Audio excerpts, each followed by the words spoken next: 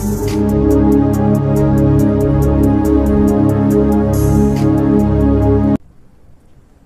ప్రభువును మన రక్షకుడు అయిన యేసుక్రీస్తు నామమున అందరికీ వందనాలు. దేవునికి స్తోత్రాలు. సర్వోపకారి అయిన దేవుడు, మహోపకారి అయిన దేవుడు మనల్ని ప్రేమించి మనకు అనుగ్రహించిన ఈ నూతన దినాన్ని బట్టి సమస్త మహిమ ఘనత ప్రభావములు యేసయ్యకే చెల్లునుగాక. ఆ గొప్ప దేవుడు మనల్ని ప్రేమించి ఈ నూతన దినములో మనకిచ్చిన వాగ్దానం యెహోషువ గ్రంథము 17వ అధ్యాయము 17వ వచనం. అప్పుడు యెహోషువ యోసేపు పుత్రులైన ఎఫ్రాయిమీలను మనష్షేయులను చూచి, మీరు ఒక విస్తార జనం, మీకు అధిక బలము గలదు, మీకు ఒక వంతు చీటియే కాదు, ఆ కొండయు మీదే, అది అరణ్యము గనుక మీరు దానిని నరకుడి, అప్పుడు ఆ ప్రదేశము మీదగును. కనానీయులకు ఇనుప రథములుండినను వారు బలవంతులై ఉండినను మీరు వారి దేశమును స్వాధీనపరుచుకొనగలరు అనెను.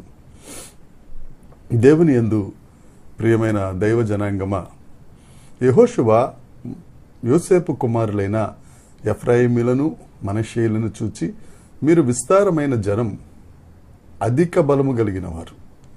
మనం చాలాసార్లు మన బలం మనకు తెలియదు. ఎదుటివారు చెప్తే గాని మన గొప్పతనం ఏంటో, మన బలం ఏంటో మనకు తెలియదు. కొంతమంది వారి బలాన్ని, వారి గొప్పతనాన్ని వారే చెప్పుకుంటారనుకోండి, దానికి వేరే భాష కలదు.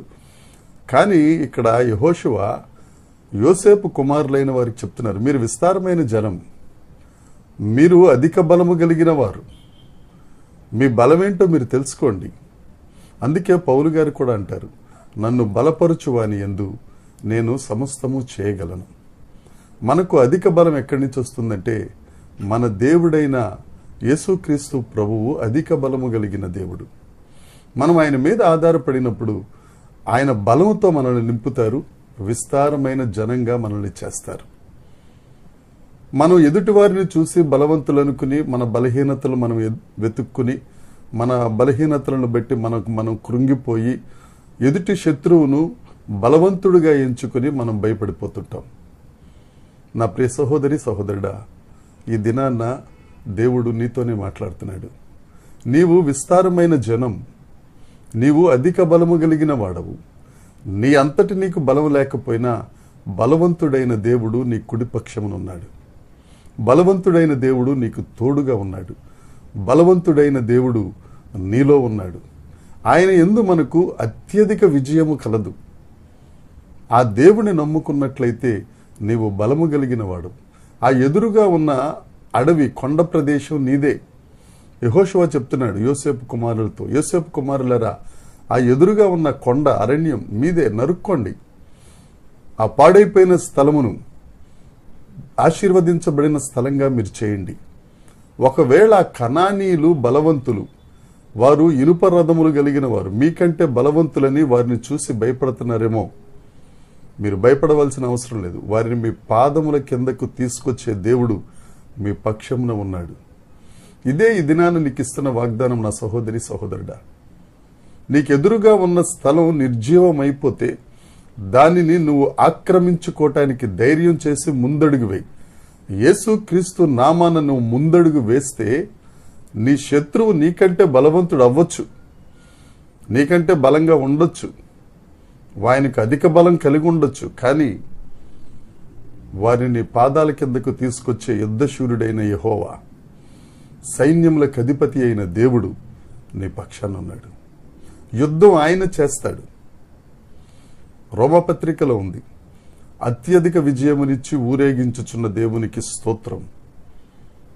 ఆ బలవంతులైన వారిని అందరినీ నీ పాదముల కింద చితక త్రొక్కి అత్యధిక విజయం ఇచ్చి నిన్ను విజయ బాహాటముతో ఊరేగించే దేవుడు మన పక్షాన ఉన్నాడు. లే, ముందడుగు వేయి. దేవుడున్నాడు. దేవుని మీద నమ్మకం ఉంచి, దేవుని మీద ఆధారపడి నీ యుద్ధమేదో దేవునికి అప్పగిస్తే నీ ఎదురుగా ఉన్న అరణ్యం కూడా జనవాసం అయిపోతుంది. నిర్జీవమైన ప్రదేశం ఆశీర్వదించబడిన ప్రదేశం అవుతుంది. మారా జలములు మధురంగా మార్చబడతాయి. ఎందుకంటే యేసు రక్తం మన మీద ఉంది. యేసయ్య శక్తి మన యందుంది. మనలను అనాథగా విడువని దేవుడు మనకు తోడున్నాడు. ధైర్యం తెచ్చుకో. ఈ దినాన ఈ వాగ్దానమును స్వతంత్రించుకో. నీవు విస్తార జనమని, నీవు అధిక బలము కలిగిన వాడమని, నీ ముందు నీ శత్రువు ఎంత బలవంతుడైనా వాడిని నీవు కాళ్ళ కింద అణగద్రొక్కుతావని జ్ఞాపకం చేసుకుని ధైర్యం తెచ్చుకుని నీవు ఆశీర్వదించబడి అనేకులకు ఆశీర్వాదంగా ఉండు. రోషం తెచ్చుకో. రోషం కలిగిన దేవుడు మన దేవుడు. దేవుడి మాటలు దీవించునుగాక. దేవునికి మహిమ కలుగునుగాక. ప్రార్థన చేసుకుందాం. పరలోకమందున్న మా తండ్రి, పరిశుద్ధుడా, మీకు స్తోత్రం. నాయన, మా అందరికీ మీరు ఇచ్చిన వాగ్దానం, మీరు విస్తారమైన జనం, మీరు అధిక బలం కలిగిన వారు. నీ శత్రువు ఎంత బలవంతుడైనా వాడిని అణగద్రొక్కుతావు అన్న నీ యొక్క వాగ్దానాన్ని బట్టి నీకు స్తోత్రం. మా శక్తి కాదు, మా బలం కాదయ్యా. నీ ఆత్మచేత, నీ కృపచేత మీరు మాకు విజయాన్ని ఇస్తున్నందుకై నీకు స్తోత్రం.